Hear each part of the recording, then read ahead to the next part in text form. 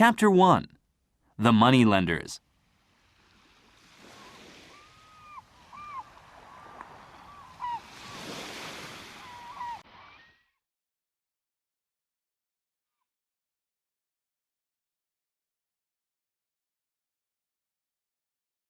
I have a story to tell.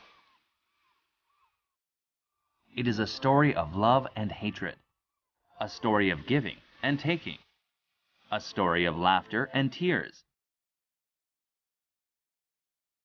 This story was told a long time ago, but it still has as much meaning today as it did then. It happened in a city called Venice in Italy. This beautiful city rests like a crown jewel on the Adriatic Sea.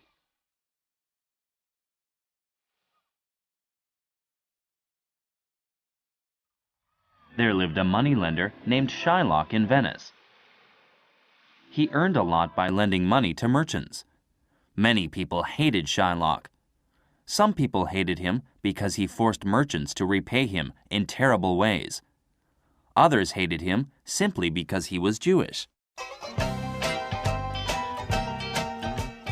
Of all the merchants who lived in Venice, one hated Shylock more than the others. His name was Antonio. Shylock hated Antonio as well. This was because Antonio was a very generous moneylender. He lent money to people in trouble and often didn't charge them interest. Shylock lost a lot of business because of Antonio's generosity.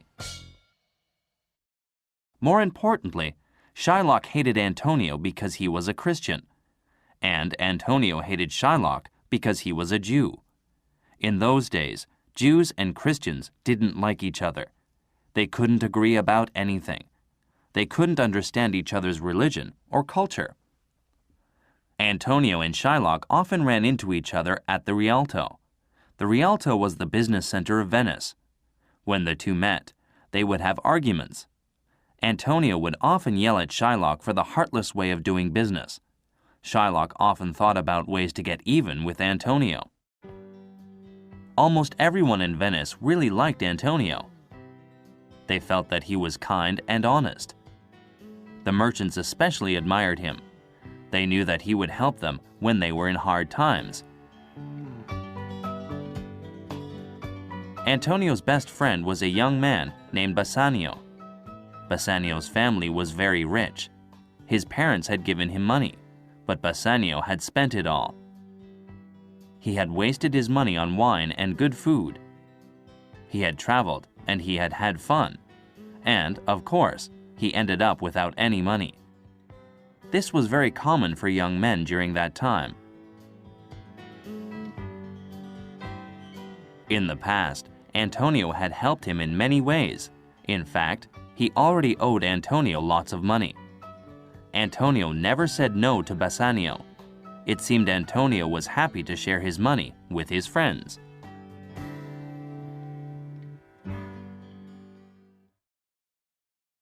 One day, Bassanio came to Antonio for another loan.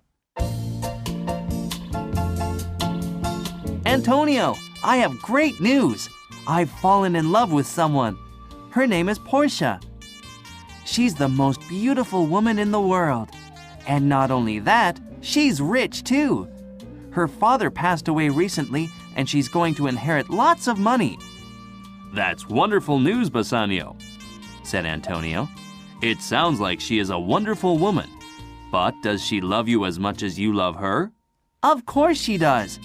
When she looks at me, her eyes are full of love and respect. Listen, I want to buy some gifts for her. The only problem is that I don't have any money right now.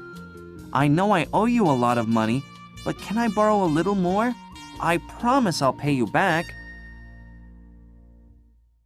"Bassanio, you know that my money is your money. I'd gladly lend it to you any time. The only problem is that I don't have any money right now. I've spent all of my money on merchandise. I can't help you. I'm sorry." What should I do? asked Bassanio.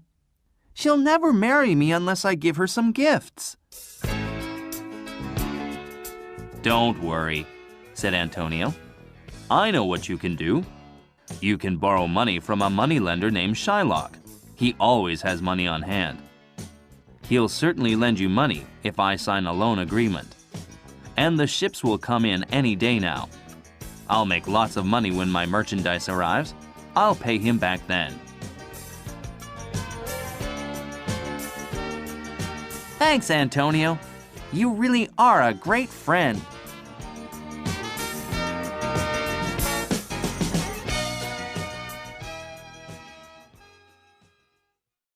While Bassanio and Antonio were out to find Shylock, Portia was facing her own problems.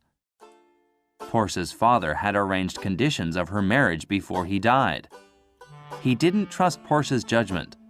He felt that she would choose an unsuitable person to marry. So, before he died, he had put 3 chests in a room. One chest was made of gold, one of silver, and one of lead.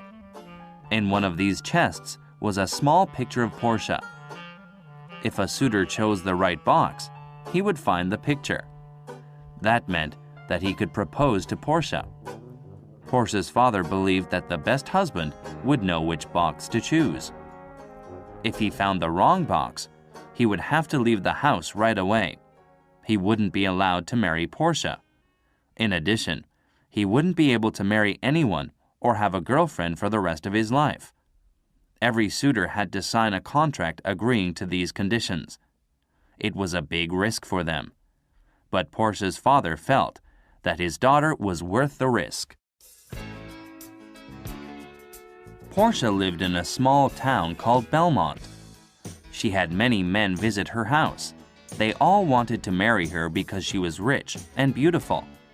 She was tired of having these strange men come to her house. She was also unhappy that her father didn't trust her judgment. Portia often talked to her servant, Nerissa, about her problems. Nerissa was more of a friend than a servant. Why couldn't my father just trust me? She asked Nerissa one day. Your father was right, said Nerissa. There are so many bad men out there. They just want to marry you for your money. But the men who come here are so boring. They have bad manners and they are vain. Some of them drink too much wine. Some of them even smoke. I'm so sick of these guys.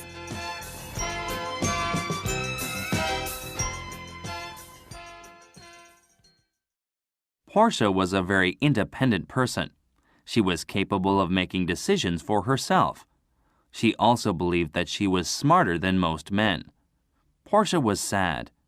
She thought that she would have to marry a boring, stupid man with bad habits. Not one of these guys is decent. What should I do? Do you remember the man from Venice? asked Nerissa.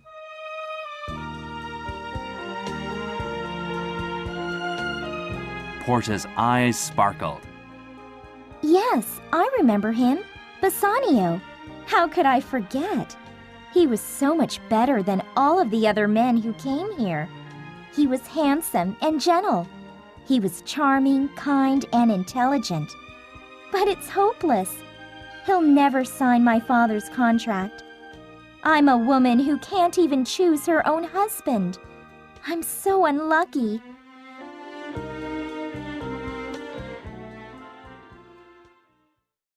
Another servant then entered the room.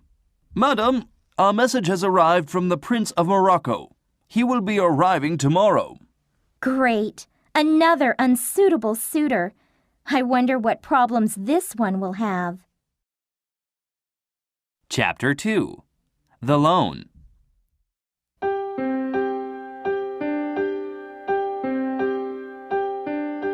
Meanwhile, in Venice, Antonio and Bassanio found Shylock. He was at the Rialto as usual. Shylock, I have a request for you, said Antonio.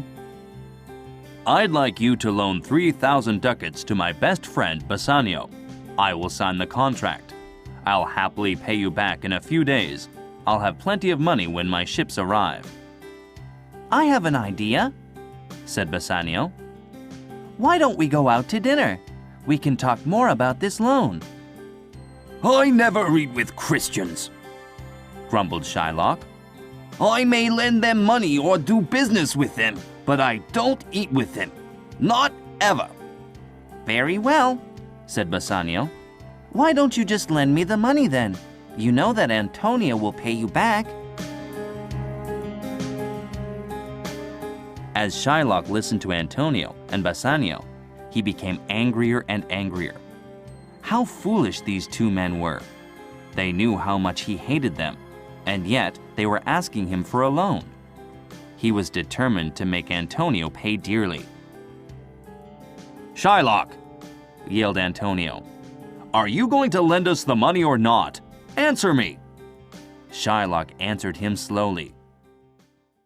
Do you remember all of those times that you insulted me in a loud voice that everyone could hear?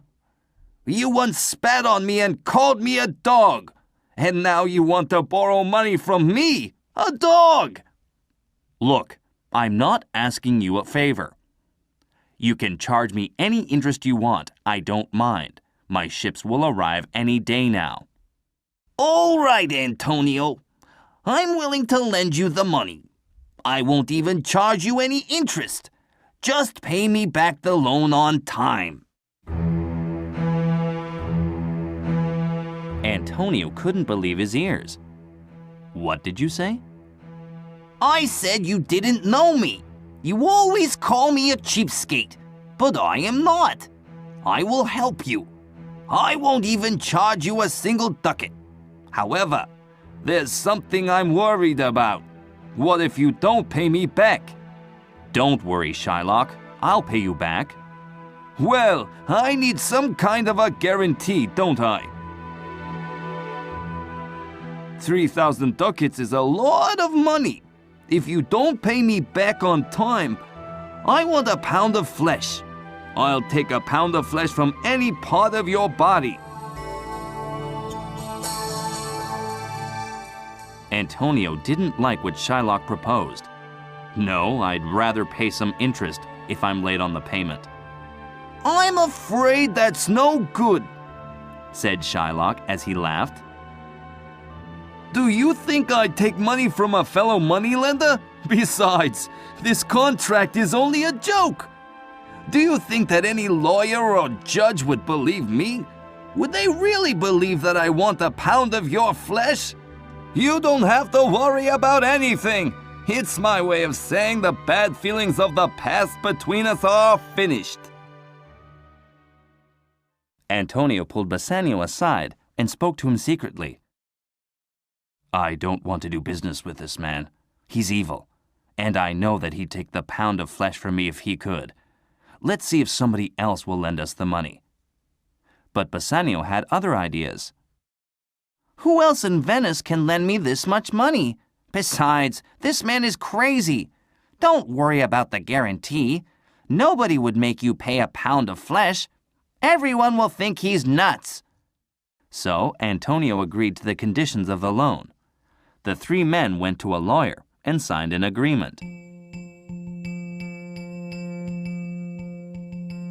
A strange smile came over Shylock's face. In fact, Shylock wanted to take a pound of flesh from Antonio. He'd hated Antonio for so long, and he lost a lot of money because of this generous moneylender.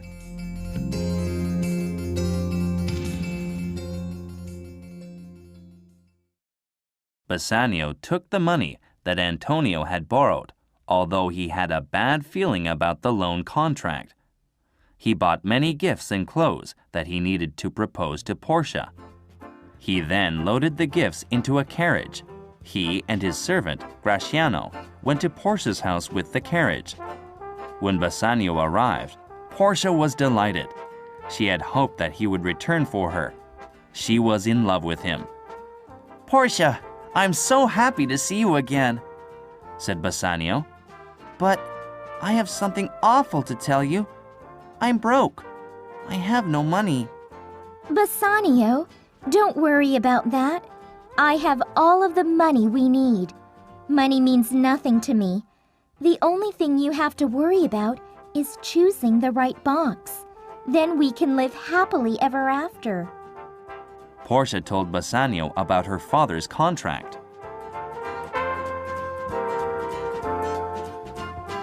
All right, I'll go choose the box now. Portia started to worry. What if he chose the wrong box? Don't choose today. I have a bad feeling. I want you to wait. Wait? But the sooner I choose, the sooner I can marry you. I can't wait any longer. Then let me hire a musician. Maybe the music will help you think more clearly.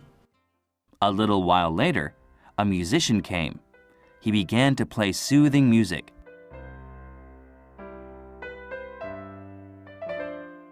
Bassanio slowly walked over to the golden chest. He looked at it carefully.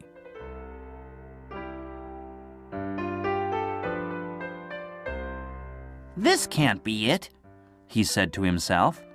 It's too obvious. Everyone would choose the golden one first. I think Portia's father wanted to separate the wise men from the fools. Then he walked over to the silver chest.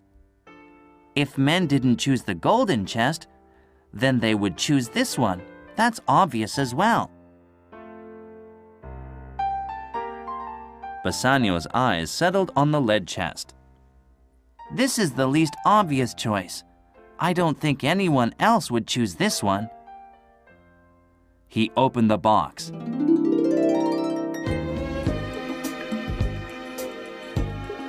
He gasped. He couldn't believe his eyes. In the box was a small picture of Portia. Bassanio could now marry her.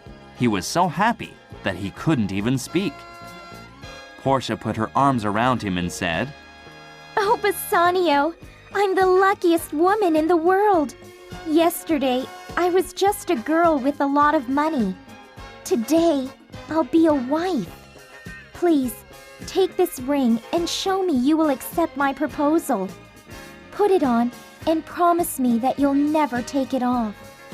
I am lucky too, said Bassanio. Yesterday, I was poor and lonely. Today, I will be married to the most beautiful woman in the world. I promise that I'll wear this ring forever, until I die. I swear.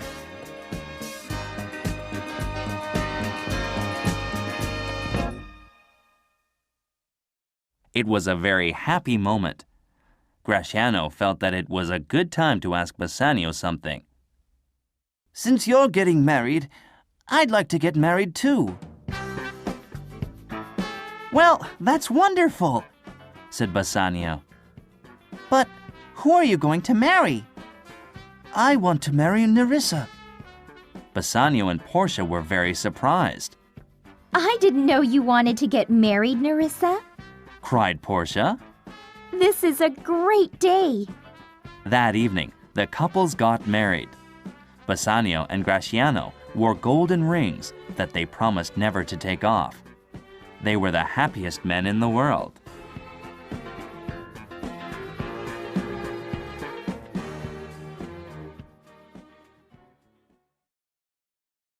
Chapter 3. The Debt.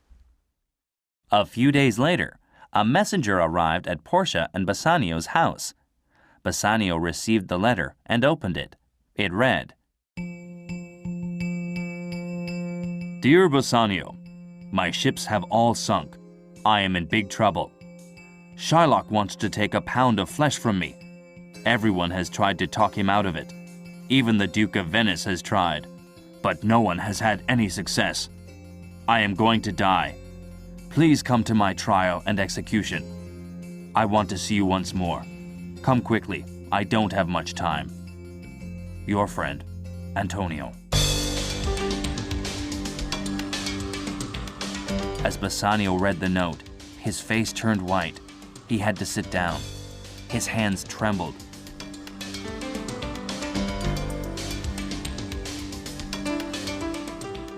Portia ran to him. What is it? What's wrong? Please, answer me. Oh, my poor friend Antonio. He's going to die. Portia, listen to me carefully. I am not only a poor man, I'm a debtor as well. Bassanio told her all about the money and the pound of flesh. A chill ran through Portia's body. She couldn't believe that a man wanted to cut a pound of flesh from someone. Bassanio, go to your friend right away. She said, You are my husband now. My money is your money. You must pay back Antonio's debt. I'll give you 2 times the original loan. Go quickly, before Antonio is killed. Bassanio put a lot of money in a bag and left for Venice. He found Antonio in prison. When he saw his friend, Antonio ran to him and hugged him. Antonio looked small and weak. My dear friend, said Bassanio. I'll go to Shylock today and pay back the money. I'm sure he'll take it, and then you can go free. After all, he is very greedy. He won't say no to money.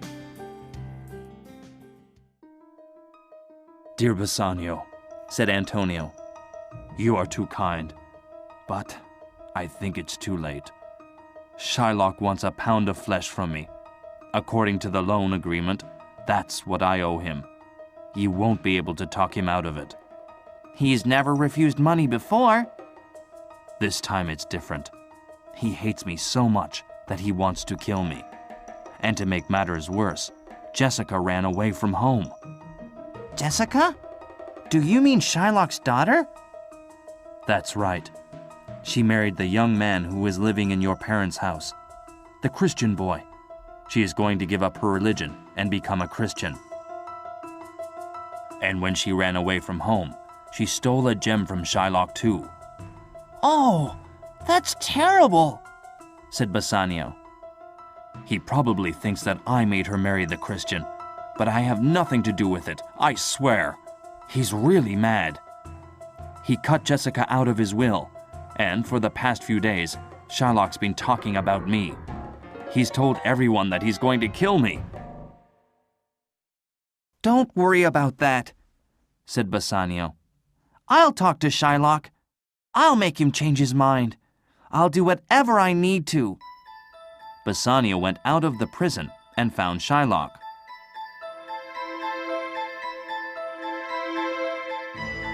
Please, I beg you, please spare Antonio's life. Please, please release him from prison. Here's 6,000 ducats. That's twice the amount we borrowed in the first place. Bassanio begged on his hands and knees. No, I want a pound of flesh. He owes me that. I'll give you 9,000 ducats. Just let him live. No. Name your price. I'll pay you anything. I want a pound of flesh.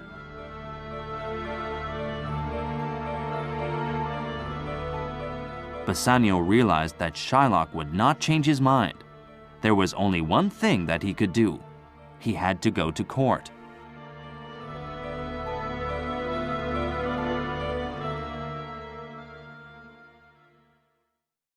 At that time, everyone of Venice was talking about the problem. Everyone felt sorry for Antonio. He had only wanted to help a friend, and everyone hated Shylock. He was such an evil man. More than being evil, however, he was angry. He was angry with Antonio. Antonio had always spoken roughly to him at the Rialto. He had cursed Shylock for being a Jew. He had yelled at him for being a mean and greedy businessman. Shylock was also very angry about his daughter. His whole world was a dark and nasty place, and he had nothing but hatred in his heart for these two Christians, Antonio and Bassanio. A date was set for the trial. It was a very important trial. Even the Duke of Venice was involved. He would be the judge. Meanwhile, in Belmont, Portia heard about the trial. She decided that she had to help poor Antonio. She could not rely on fate to change the course of events. Portia wrote a letter to her cousin, Bellario. He was a well-known lawyer.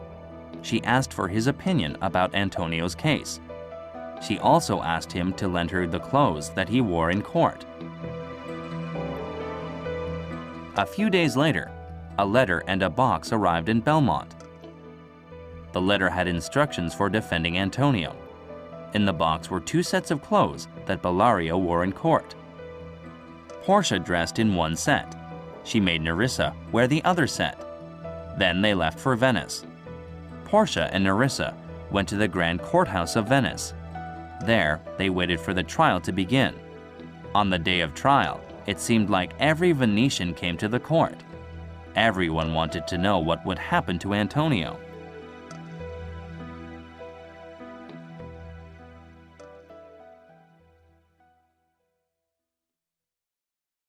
Chapter 4. The Trial.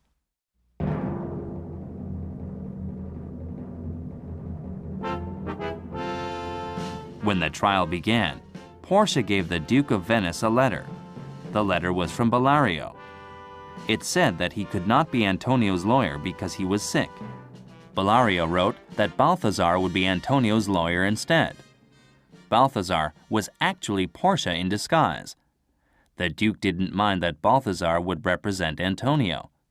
He did wonder, however, if Balthazar was experienced enough. He looked very young.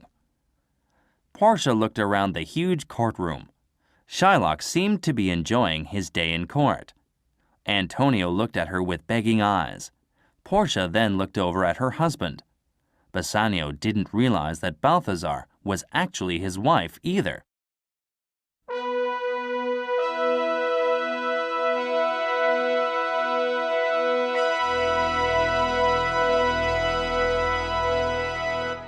As the trial began, the room grew quiet.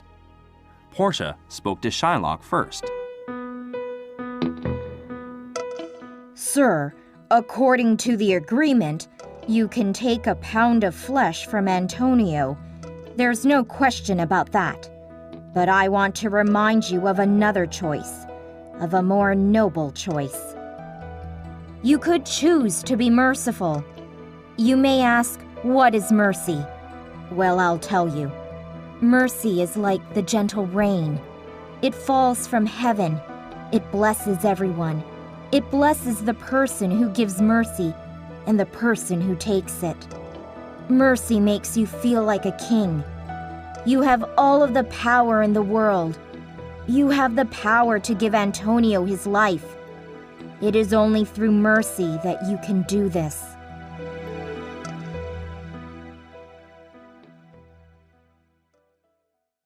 All of the citizens in the courtroom agreed with Portia. Everyone except for Shylock. I don't care about mercy! I only want justice! He yelled. Well, why don't you just allow Antonio to pay you back? It's too late for that now! I don't want money! I want my pound of flesh! Read the contract! It says that I can take the pound of flesh, and it says that I can take it from the place nearest to his heart. Antonio, you must get ready to die then, said Portia. Everyone in the crowd gasped. They couldn't believe what they were hearing. Shylock, said Portia in a pleading voice. Please take this money and let me tear up the loan contract. Shylock said, I will never change my mind, not for any reason. He began sharpening his long knife. He couldn't wait to cut into Antonio. Portia turned to Antonio. Do you have anything to say before you die? No, said Antonio. I am ready to die. Then he turned to Bassanio. Goodbye, my friend. Don't blame yourself for my death. Bassanio was crying. Oh, Antonio, I would do anything to save your life, but there's nothing I can do. I'm so sorry.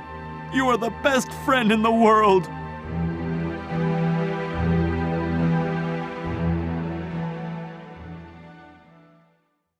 Enough of this! Yelled Shylock. Let's get on with it! I want my pound of flesh!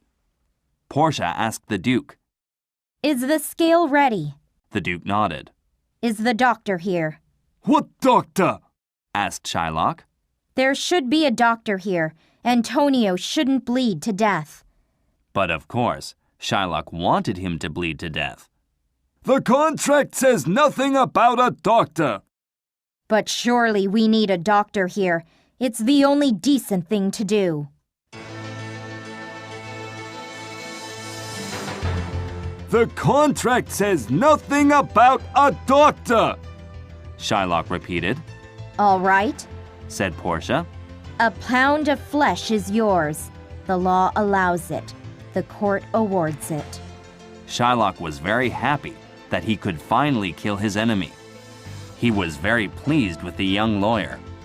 You are such a good lawyer, he said. You understand justice. Shylock picked up his sharp knife. It was bright and shiny. The moneylender had an evil look in his eyes. Come here, he said to Antonio. Just a minute, said Portia. There is another thing I need to tell you.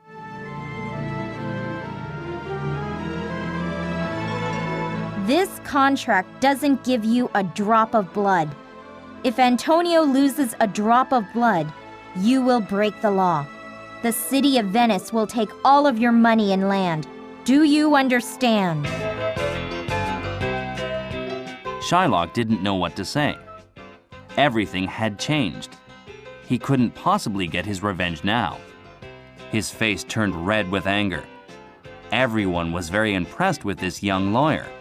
Balthazar used the terms of the contract to save Antonio. There was no mention of blood in the contract.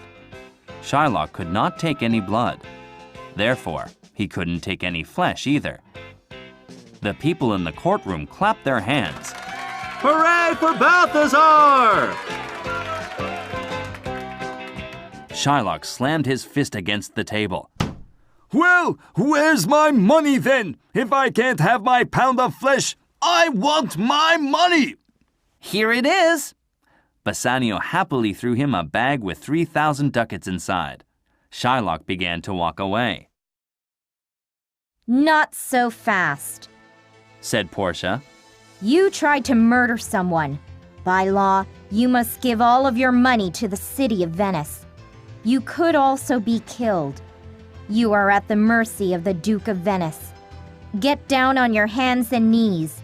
Beg him for forgiveness. No, said the Duke. I don't think anyone should have to beg for their life. It isn't right. I must make an important decision, and I must think about it carefully. I want Shylock thrown in jail tonight. Tomorrow, I will tell you what his punishment will be. Everyone left the courthouse that afternoon. They walked through the streets, talking about the trial. No one could remember a more unusual day.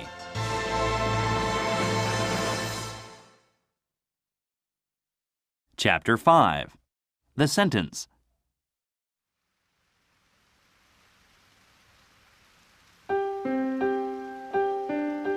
The next morning was gray and rainy.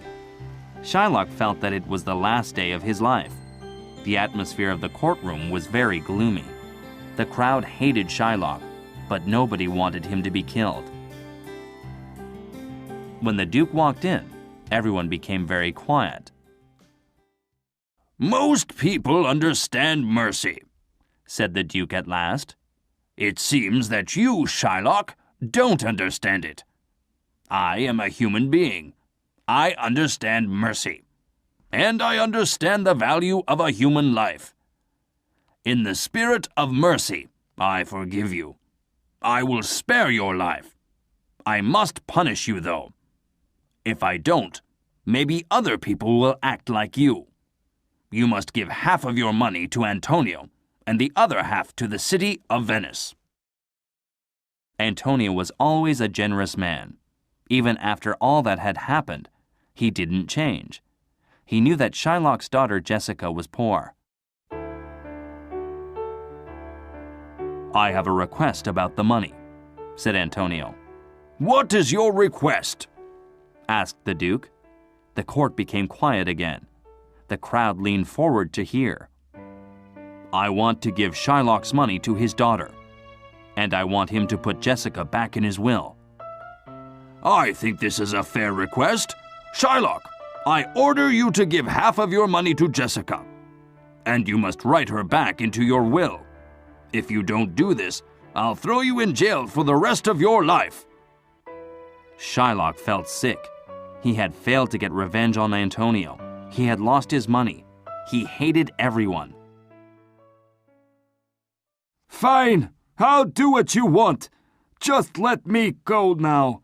I am not feeling well. Shylock was set free.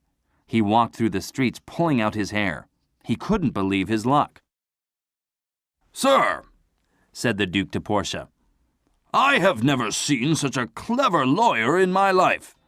I must admit that I was worried at first because you looked so young. If you're not too busy, please have dinner with me tonight. I'd love to talk about the law with you. Portia wanted to get home before her husband. I would love to, but I have another case that I must work on. I'm sorry. I'm just too busy to have dinner with you tonight. Oh well, another time then.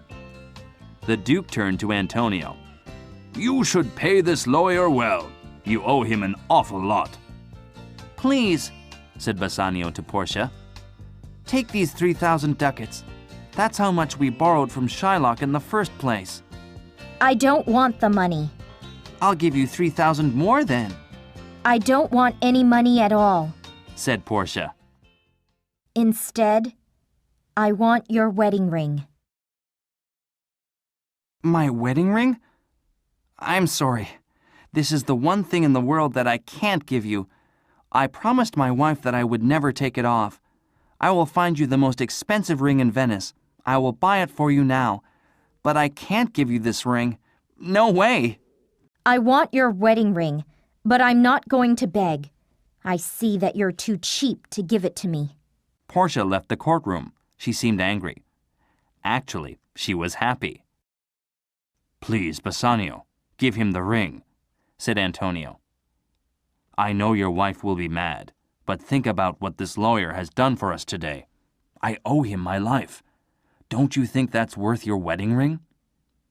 Bassanio felt ashamed. Antonio was right. He took off his ring and gave it to Gratiano. Go and find Balthazar. Give him this ring. When Gratiano found Portia, he gave her the ring. Nerissa, who was with her, said, You, Gratiano, you give me your ring too. Gratiano knew that he couldn't say no. He gave her his ring. When Portia and Nerissa were alone, they had a good laugh. They decided to play a trick on their husbands. Bassanio and Gratiano returned to Belmont that evening. They found their wives waiting for them. They kissed their wives. For a moment, everyone was very happy to be together again. Then, the women started yelling at them. Where's your wedding ring? Cried Portia. You gave our wedding rings to other women. Screamed Nerissa. Please believe us, said Bassanio. We gave our rings to 2 young lawyers.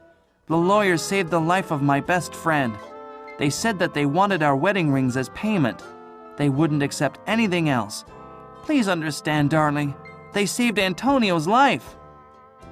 Bassanio felt sad and guilty.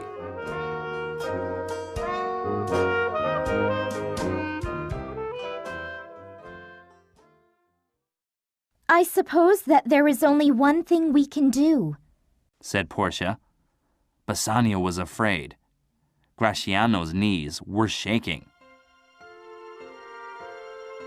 We must give you your rings back. Portia opened her hand. Nerissa opened hers as well. Bassanio and Gratiano couldn't believe their eyes. They were holding their wedding rings. Portia and Nerissa started to giggle. Then they laughed harder and harder. The men stood there with confused looks on their faces. Finally, Portia began to tell their story. Bassanio was amazed. His wife was even more wonderful than he had thought. She was the cleverest woman in Italy. She saved his best friend's life. He was overcome with happiness. As if this surprise weren't enough, a messenger soon arrived with another. The man brought news that Antonio's ships had not sunk. They had safely arrived in Venice. The goods were ready for sale. They couldn't have been happier.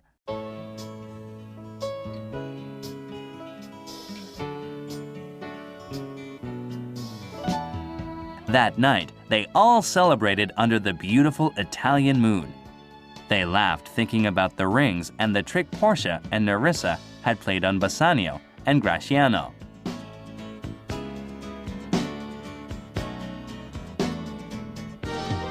Bassanio looked lovingly at his wife. What's the scariest thing in the world? He asked her. Owing a pound of flesh to a moneylender? Asked Portia. Absolutely not. It's losing my wife's wedding ring. Bassanio never took off his ring again.